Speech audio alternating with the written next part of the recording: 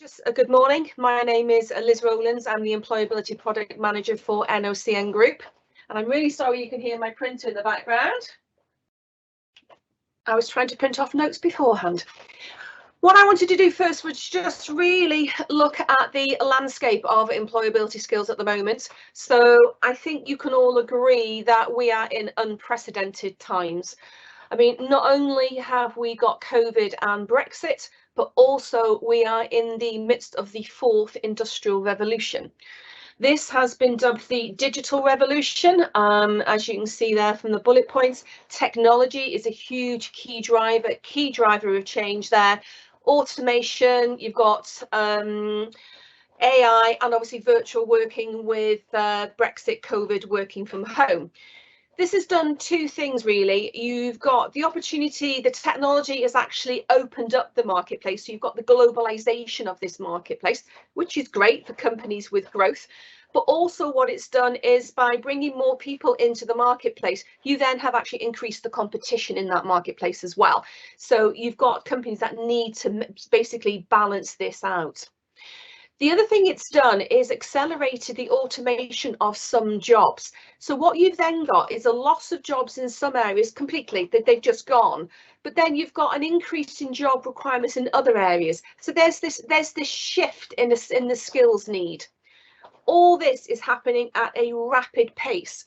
And what it's creating is something called a skills debt, whereby the skills of the employees and the people coming into the employment marketplace, they're rapidly going out of fashion, they're rapidly becoming outdated. So what you've got here is you need the skills of the potential and current employees to match what's going on in the sector. So let's look at today's employability skills. Obviously, you can't do a presentation without acknowledging the COVID and the Brexit impact here. You've got industries that have been hugely disrupted. I mean, the one that springs to mind is hospitality immediately. You know, the industries were closed for very, very long periods of time. What's happened, therefore, is that you are losing the skills, the knowledge and the experience in those sectors. It's just gone. The other thing, for the first time in 40 years, is that employment is actually at a low of 4.2%. I mean, that is really low. So what you have created here is a demand for workers is currently completely outstripping supply. What that has created a situation is a lot of job churn, a lot of high churn rate between in job roles, especially at the entry level and the lower skilled, whereby you've got workers who don't want the 0 hours economy anymore. They don't want the gig economy anymore. They want to have security. They want better pay, better hours, more training, better conditions. So you've got this churn rate that's happening at the moment. So if we go on to the vacancy levels, we just said that unemployment is at a low of 4.2%. But what you've got is a record-breaking job vacancy levels. As of August 2021, according to the Office of National Statistics, you've got 1 million job vacancies. 13 out of the 18 industries are seeing record highs in their vacancy levels. I mean, you can see some percentages there. Just to give you a flavour of the numbers attached to that, I mentioned hospitality being hugely impacted. You've got 134,000 vacancies in hospitality at the moment. Healthcare, 98,000. Manufacturing, 75. Transport, 47. Admin, 75. Retail, 83. And construction, 37. Now, you're talking huge figures there. But there are other drivers that are affecting employability now and in the future. Because of COVID, you've got young people that are just not entering the labour market. They are feeling really underprepared for going into this labour pool. You can see there 57% are just feeling so uncertain about their future. So what they're doing is they're staying with something that they know, which is education. So 20% are staying in education longer. So again, you're not having that pool of people coming in. Brexit, IR35. You haven't got the EU or the freelance workers to fill those skills and knowledge gaps anymore. As Mark has just talked about, the green agenda, it's rapidly becoming the fourth functional skill. There is a need for sustainability in all job roles. But for that sustainability, you also have to have training. Okay, so there's training for sustainability as well needed. So based on all that, what are the opportunities? We've seen that there is a skills gap and mismatch. we've seen that demand is rapidly outstripping supply. So there is a look towards alternative, I don't like to use the word normal or standard pool of labour, but there's look to alternative ways of bringing other people into that labour market. So currently you have 43,000 prisoners on ROTL. ROTL is release on temporary licence, whereby they are allowed out of their prisons during the day to go to employment. There are 400,000 disabled people currently looking for employment, ready, willing and able to work. But there is also 8.5 million people currently economically inactive. So that is the stage before unemployed. So is there a percentage that could move into employment with the right training, with the right skills, the right support? Another rule change that could affect that previous economically inactive comment, the welfare rules are changing. Previously, you could apply for jobs for up to 3 months in the sector that you wanted. That's changed. You now have to apply for jobs after 4 weeks in any sector. Basically, take any job, or you will lose your benefits and face sanctions. So what's required? So we've seen that you need the skills and the knowledge at the right level. We know a blended approach is what's needed, especially in the working from home and the digital era. We know that there's progression that's needed to move learners through into sustainable employment. Flexibility is absolutely key, but also there's that reduction in barriers to training and to employment. So we've seen society is changing. We've seen employment is changing. And we've seen that therefore the skills needs are changing as well. So it stands to reason that employability provision also needs to change. As you can see from the slide, employers are really concerned that there's, besides sort of the knowledge elements of going into employment, there's the soft skills that people are lacking as well. So interpersonal, communication and problem solving. But there are other key skills that have been identified as lacking. Digital literacy, I won't steal his thunder, but my colleague Andy will be doing a presentation at 11:30. But 11.8 million adults currently lack the digital skills for the workplace. I mean, those are huge numbers. Creativity skills, the ability to think on your feet, to problem solve, critical thinking, analysis, definitely flexibility, and also resilience, mental health and resilience, stress management, being a self-starter, being self-motivated, are all key. It's this rounded, multi-skilled worker that's needed for this changing landscape. The World Economic Forum have identified the top 10 skills that they see that the workforce are going to need as of 2025. I won't read them all there, you can obviously see, but just I mean, there's problem solving in there, self-management, working with people, and again, those digital skills, the skills needed to use technology. So you are the key to the change. You've got quite a few political things going on. You've got skills for jobs white paper. This has identified the need for these skills for people to go into employment.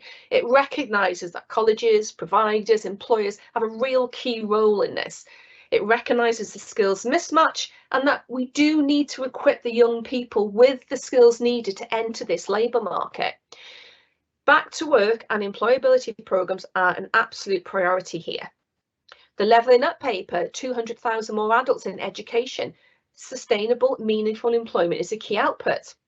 And devolution funding, LEPs, they're targeting unemployment, they're targeting the economically inactive, and they want people to move into employment. So NFCN, how can we help? So we offer flexible, adaptable courses in employability with flexible assessment methods. We have a range of sizes, awards, certificate, diplomas, and a range of levels, which again, I think is key. Entry 1 to level 2.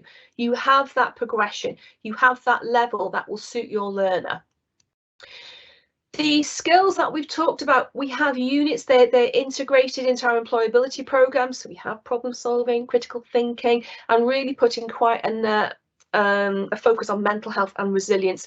And we've just launched our essential digital skills. So again, the digital skills are in there. One of the key things that we've done in the last 6 months is actually focus on sector-specific employability pathways at entry 3 and level 1. And I will talk about those in a little bit more depth, and that will link into the guest speakers. The key is that there are progression routes available, particularly up to apprenticeships as well. We're currently approved for 76 standards. So I hope you can see that there was a journey there that your learners can go on.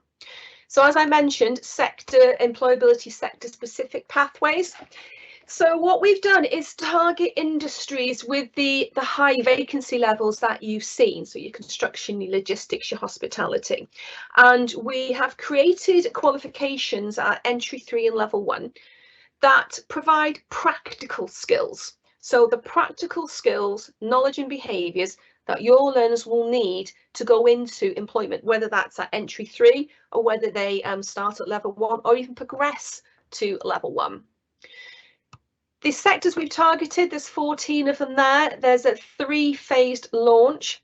We've launched construction, logistics, admin, care and hospitality in January. So they're all ready and live. In May, we're moving into retail, customer service, warehousing, cleaning, horticulture and plants. And then July, motor vehicle, sport, leisure and production. Hopefully we have covered all the sectors. If there's any sectors that you want to see, please, I'd really like to know. So these sectors are also really good for traineeships. So the employability element of traineeships, but they have a sector specific focus as well. So you're kind of killing 2 birds with 1 stone there. Again, really good for sector-based work programs, sector-based work academies with Department of Work and Pensions. And they provide those progression routes into apprenticeships. So again, great for Ofsted, great for progression. One of the key things that we wanted to do was make sure that we had teaching resources available. So we have teaching resources available there.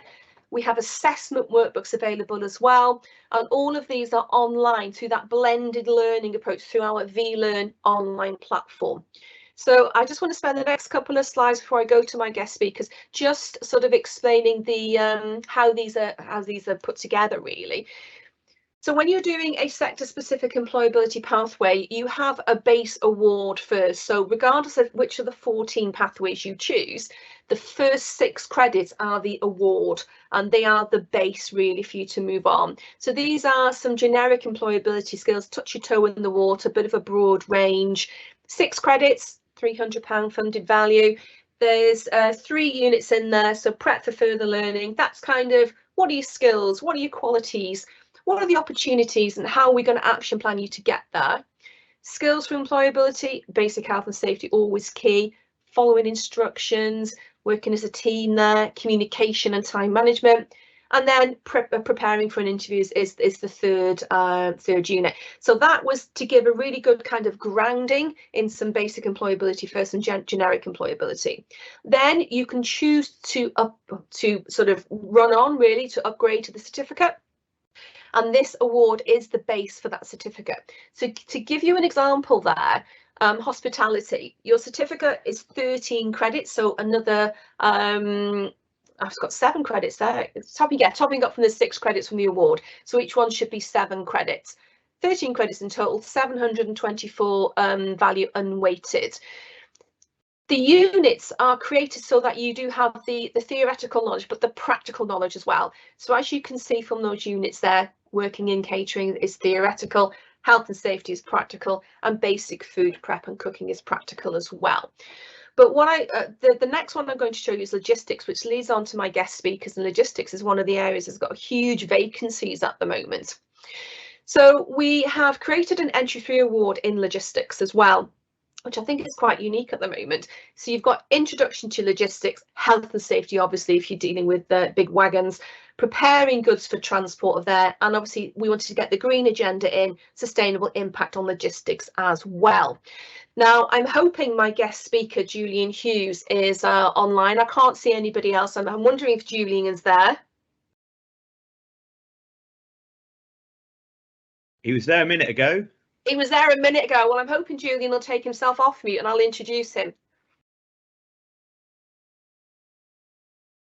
If not, this could be very interesting, me going through his slide.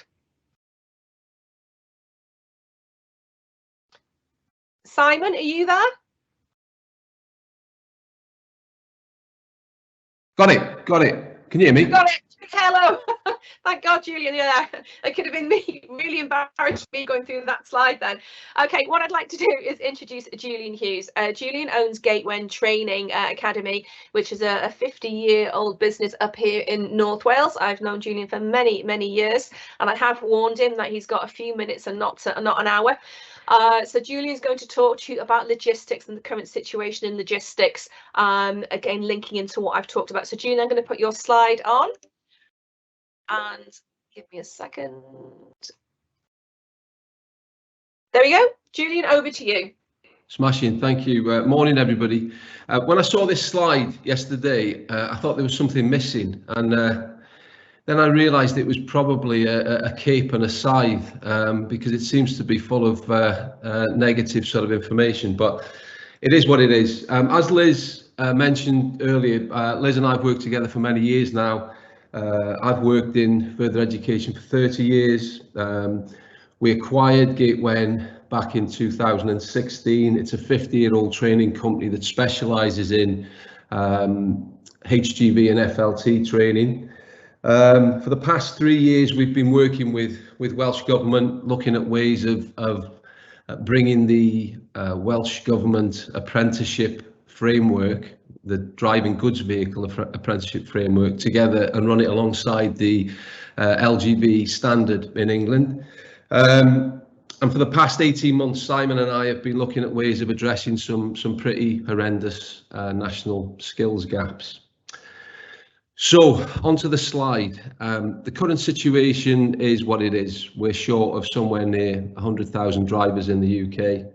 On top of that, another quite worrying statistic is that the industry's losing 2,000 drivers a week at a time when DVSA have only got the capacity to allow us to train up 1,000 drivers a week.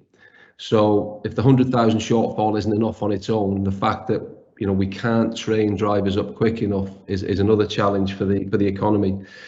Brexit, IR35, the change in tax legislation had a huge impact on the sector as well. In the first quarter of last year, it's reported that between 15 and 20,000 EU nationals who were drivers in the UK went back over into Europe. That sort of created even more of a problem. COVID has accelerated the demise of the high street, which is putting even more pressure on warehousing due to the sort of increase in online retail activities. There's also a huge increase in demand for warehousing staff as well. We're inundated at the moment with FLT courses. I think we're booked up until September, delivering FLT courses at the moment. The average age of a driver in the UK is 55, with less than 1% being under the age of 25. It's the last part of that statement that worries me most, the fact that less than 1% of drivers in the UK are under the age of 25. I think if we're not careful, we could be just delaying another huge skills gap moving forward.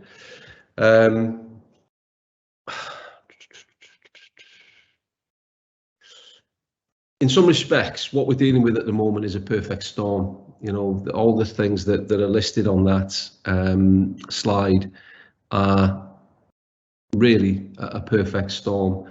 I had a meeting with a company yesterday. We're a national HGV training provider, and they were telling me that they'd had 200 inquiries from one region from bus drivers who were looking to come into the HGV sector. Now, maybe that sounds quite encouraging, but if I was to tell you that in that same region, there's already a shortage of 400 bus drivers, we've got to be very careful that we're not moving skills gaps from one sector to another. So what's next? I think we need to do more work to engage with young people. I think to do that, we need to embrace the technology that's available to us at the moment. And that leads into some of the work that I've been doing with Simon over the last 18 months. I think it's really important that the people who are looking after curriculum development in schools and colleges and awarding organisations embrace the technology that's available to us, because I've got a 7-year-old boy who I was watching him using the remote control on our new smart TV last night, and I think if I'm struggling to use that TV properly, I think I know where I can go to for some advice. You know, it's important that the people who are making the decisions today are factoring in that the next generation, the iPad generation and the PlayStation generation, they see technology as the norm. So I think at that point, I'll hand over to Simon. I've seen the slides, or the information, the notes that he wants to sort of present this morning. So are you okay to pick up at that point, Simon? Yes, thanks, Julian. Hopefully everybody can hear me. Just a quick introduction to myself. My name's Simon Hogg and I work for a company called 10-Star Simulation. 10-Star, I've been involved with them for the last 9 years, responsibilities in the UK and various parts of Europe. 10-Star provide training simulators for several industries: construction, agricultural, transport and logistics, and more recently, first responder vehicles such as the ambulance. The simulators all utilise modern day controls such as levers, foot pedals that you would actually find in a machine. And then this is complemented by software, visuals, audio, along with movement. There's different grades of hardware or types of simulators that you could use, ranging from a desktop all the way through to a fully immersive system, and also using the virtual reality capabilities. So essentially what we do is enable more lever and control training time in a safe, low risk environment, which is a blended learning approach. Training and education for myself was a new world, and I've learned an awful lot from the industry, the training professionals and the learners, and these are some of the areas that I'll speak about in the next few minutes. So to the slide, what is needed? Well, if we look at other industries, aviation, military and medical, simulation's commonplace and has been for many years, if not decades. These do attract new entrants to their industries and it kickstarts their career journeys. So why don't we use this sort of technology within our industries? Well, is it the fear of change or the break with tradition? Could it be how will it fit to the current training standards and schedules? Another area to look at as well is newly qualified operators. Do they have the skill sets for today's industry requirements? Often when I'm actually asked about simulation from various people, the question comes up about, does it shorten the training period? Well, potentially it could, but let's look at it from another viewpoint. What if we actually helped to increase the quality of the individual through better training, technology and skills, giving them more competency upon qualification? And the way we see it is more operator training time surely would lead to a higher competency when they're actually on site with various vehicles. So moving on to the next part of the slide, younger entrants to the labour market. Well, following on from Julian's comments earlier about younger generation, we need to attract them into our industry and signpost their career paths. From my experience, when the younger generation use the simulators for the first time, I see what I call a light bulb moment. They've never considered driving such machinery, and it's not accessible. And they're initially met with fear and apprehension, but this is quickly fades, and that's followed with interest and questions about the industry. They want the feedback, and we capture this on the simulator individually through detailed reporting. When that's presented to the younger entrant, they want to compare their results. Well, why not provide those results against an experienced operator that's time served in the industry? This gives them fantastic feedback, and it also puts in place a progression plan for them in certain problematic areas, for example. And it's all done within a very short period of time. So the reskilling of the existing workforce, well, it's correct to say that simulators are very much focused around the novice, but can you teach an old dog new tricks, so to speak? And what do I mean by this? Well, let's take some examples. If we look at construction, with a lot of the heavy earthworks equipment, we're training operators that have driven machines for many years, possibly on the use of the 3D GPS systems that help them grade the highways or the airports that they may be building. Transport's another example. On a bus, for example, that we do, we measure the passenger comfort. This is now talking about a driver's performance or the smoothness of operation. What about looking at pre-employment screening of existing operator skill levels as well? And can simulators play a part in the renewals, i.e. a demonstration of competencies? We're also working in UK prisons at the moment, and there's numerous people in there that are serving time, for example, that may be HGV drivers. Could they be mentors within a prison environment, delivering potentially level 1 award certificates to people that haven't considered the industry and don't have the necessary skill sets? All of this obviously potentially can offer reduction in reoffending. So the re-educate and the educate as well, what we mean by this is the simulators themselves do not train. It's always about the person that's with that simulator. But who is that person? And should it be a qualified assessor? Could there be a new generation of trainer, possibly a digital trainer? They would carry out the basic operations and prepare the candidates for the actual machine training time. They would also feed into the assessors that are on site or out on the highway with the HGV, for example, identifying problematic areas in advance, warning the assessor where they need to watch or where they need to focus on. Also, it could be involved in pre-screening, pre-apprentice schemes, so the entrants coming in have already been graded or they've identified that they have a core skill. So this leads to obviously early engagement. I've personally witnessed high levels of skill. When we've done careers days, for example, for every group of youngsters, girls and boys that get on a simulator and can drive some very large and dangerous pieces of equipment, there's been several in that group that have identified a key skill. This leads to the engagement and the interest from that individual, and it's led by their belief and their elevated confidence. It's the I can do all of a sudden. That's what I mean by the light bulb moment. And they can operate that piece of machinery, or they show skills with the right tuition could become the future operators. And therefore there is a career path to revise on. So in terms of what's happening now in the UK with schools, colleges, and I will include prisons in there, currently 10-Star has around about 120 simulators operational across the UK. The customer base ranges from private organisations through to FE and HE colleges, and we've also provided, as I said earlier, the prison authority. Plant and rental companies also use these extensively, for example, on the High Speed Rail 2 project at the moment, where they're upskilling on various attachments and other pieces I mentioned earlier. Schools are not yet adopting this technology, and this is a very interesting key focus area for us, because obviously that's where the future operators do sit of today. So just if you want to gather any more information on simulation, you'll find our webpage at 10starsimulation.com, and you'll also find my contact details there. And thanks for listening.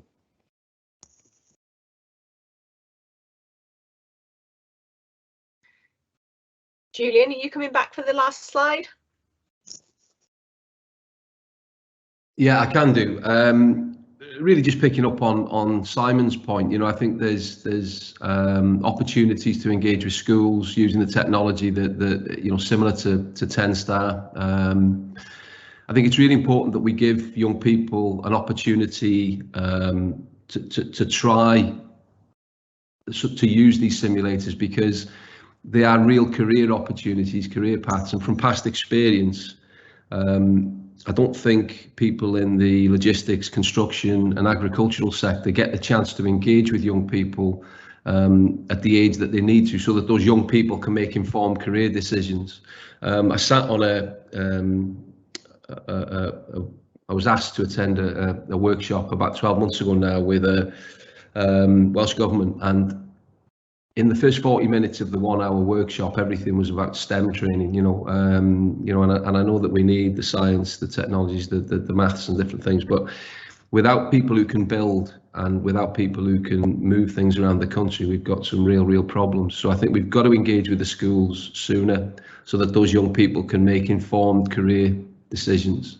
And I think the other sort of area that we need to engage with is prisons. We're currently working with an organisation called Road to Logistics in HMP Berwyn in Wrexham. HMP Berwyn is the biggest prison in Western Europe, 2,100 men at full capacity. They've also got a simulator. We were in a session there last week where we were demonstrating the simulator to some of the prisoners. At this moment in time, HMP Berwyn has got 119 men who hold a Cat C licence. And in theory, all they need to do is complete their CPC when they come through the gate, and they've got a job. Great opportunity to break the cycle of reoffending.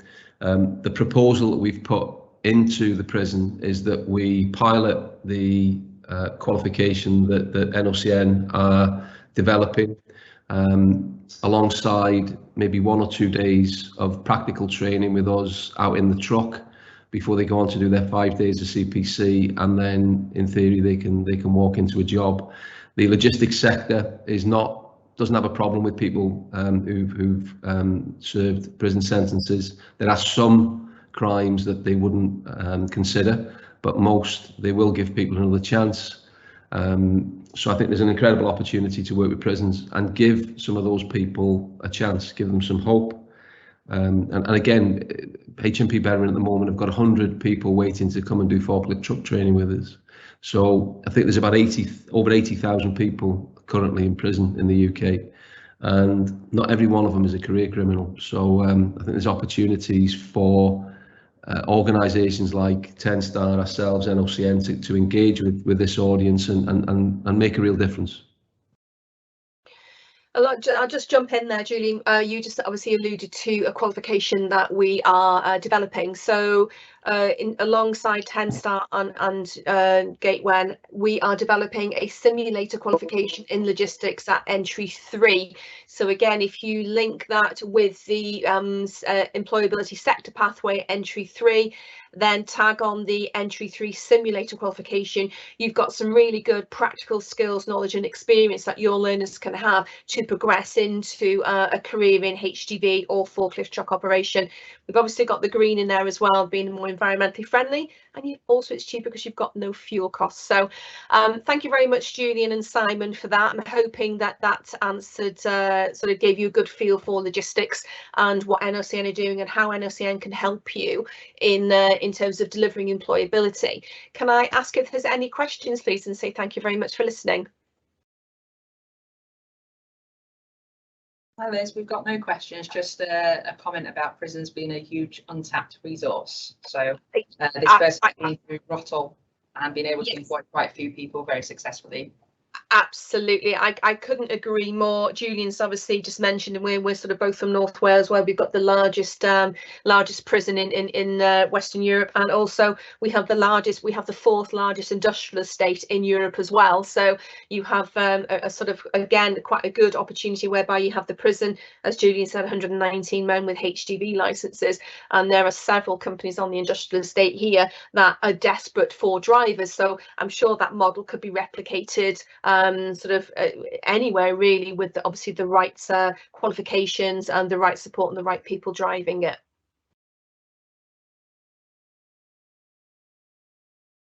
Anything else? Any other questions or comments? If anybody, Liz, would it be possible for you to just mention the work we're doing around SEND? Yes, okay. With those prisons. Yes, so around SEND, we are currently reviewing, one of my roles is to review our SEND provision, and in particular trying to look at a way whereby the employability can be done at entry 1, entry 2, entry 3 outside of sector pathways, but that allow a spiky profile, allow learners to move up and down within those levels, but also to gain sector skills at entry 1 upwards. And again, that would be particularly good for SEND provision, ESOL, prisoners, those furthest away from the labour market, people that are currently economically inactive but trying to move towards unemployment as well. So SEND is quite a big area. We've got a focus group coming up. I'm actively seeking centres or providers or anybody that will be willing to talk to me about sort of their SEND provision and what they feel they need, what NOCN can do, what we do well, but what we could do better if, I think, is the question. What can we do to help you either deliver employability, also deliver SEND as well? So again, from two sides. Anything else to add there, Mark?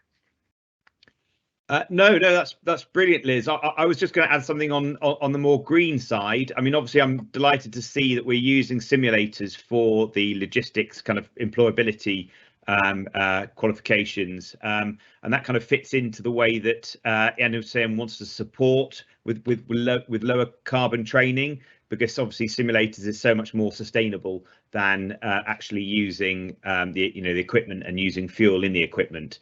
So I'd also mention that we've got a complete suite of construction plant qualifications that are based on the simulators, and that's certainly something that you're integrating into the employability qualifications as well, aren't you? It is, yeah, that's moving forward. So we're having a full review of the employability to make sure that they're fit for today and obviously fit for the future. Green agenda, particularly when we're looking at reviewing, we're making sure that we're getting that sustainability element in there. We're making sure that we get the accessibility and inclusion, making sure we can be as inclusive as possible, that the assessments are varied, lots of different assessment methods. But the other thing that we're really working hard on is making sure that we have resources for either the trainers or the learners, again, to help providers, colleges deliver these employability skills and training. So there's quite a lot happening with NOCN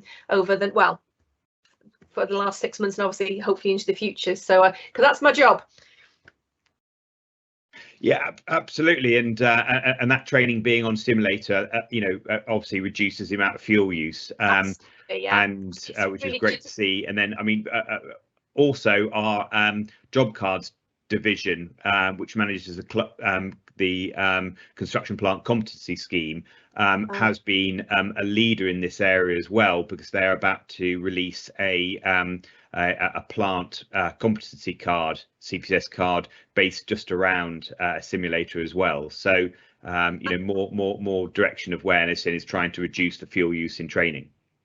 And I think as well, it's also a lot safer. I mean, I went on one of Simon's simulators in Techniquest here in Wrexham, and it was a HGV 40-ton wagon, which I drove through a building. So I think it's better. Obviously, it's much safer that you can actually screen. Julian and Simon were saying about screening people for their skills.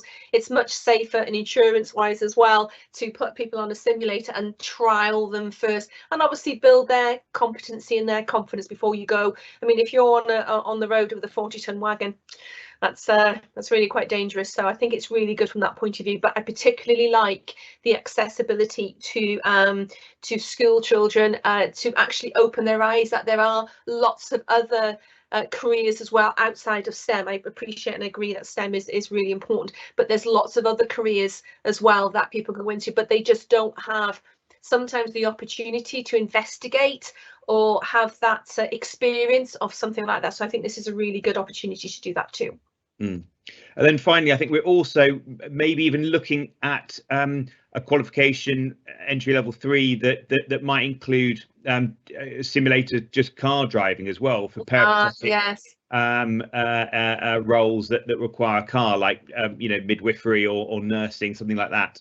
Yeah, we look at even if you're looking at being a post person, you need to obviously be able to drive a vehicle. So in terms of the driving side, I'm sure Simon will jump in if I'm incorrect here, but you can actually do that from a desktop PC, I think, Simon. You might want to just jump in and give a little bit more detail about that. But that's one of the sectors that we're looking for, peripatetic driving careers, moving forward, of how schools and colleges can integrate this technology, because driving is a huge skill. If you can drive, there are a lot of careers out there that is the skill that you need for everything else you can be trained up in. So driving, we think, is really key, and particularly from an early age. If we can get people sort of looking into driving at the age of 14 upwards, then obviously they will have a lot of practice and skills and knowledge before they actually be able to get into a car at 17. Yeah, you're correct, Liz, as well, Simon, about the desktop simulator. And what we found as well is we may have started with a college, for example, with a tractor simulator, but there's been an oversight that one of the bigger needs was teaching youngsters the basics of driving in the first place. Yeah, I took my daughter to a young driving school at the age of 16, just to, in a safe environment, just to give her the feel of the car, etc., etc. Because it's huge, because it's very scary when you're going to drive, and also it's quite dangerous as well. So I think it's really good if we can give people this opportunity at a young age to build their skills and their confidence, and give them the feeling of achievement, really, and give them some confidence to move forward, because confidence is a huge driver. And Simon, for our training provider partners, if they're interested in offering some level of simulator training to their learners, you know, how best is it for them to get the equipment and the hardware required? I think certainly the first step is it's almost impossible to sell the benefits or have an experience over videos or brochures or whatever. We have a UK office near Chester, and I would recommend that they make a visit to us to actually experience these and understand where they can implement it. But we also do take evaluation units out to customers, prospective customers throughout the UK. So just please make contact with us, discuss what their requirements and needs are. And as I said, you must experience them firsthand yourselves. That's imperative to it. Can we get some contact details for out to Simon? Are you able to put them in the chat, Simon and Julian? Are you able to do the same if anybody is interested? I don't have access to chat while I'm presenting, so would you be comfortable putting your contact details in the chat? Yes, no problem. Yeah, lovely. Julian as well, if you can do the same, please, that would be lovely. Yeah, that's fine. Thank you. Okay, thank you. Any other questions at all, or comments, suggestions?